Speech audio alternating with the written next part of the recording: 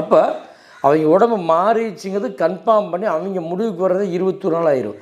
21 நாள் ஆனதுலேருந்து 48 நாள் அப்படின்னு பார்த்தீங்கன்னா, அதாவது சர்வசாதாரணமே அவங்களுடைய உடல் மாறிக்கிட்டே வரும்.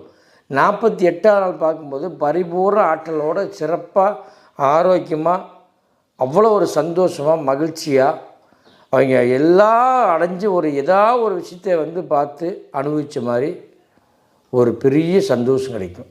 அது என்ன சந்தோஷம்னு கேட்குறீங்களா? அதுதாங்க பேரின்ப சந்தோஷம்னு சொல்கிறது. அந்த பேரின்ப ஒரு கோடியில் ஒரு பங்கு 1% அப்படி டக்குன்னு உள்ளே விழுந்துட்டு போகும்.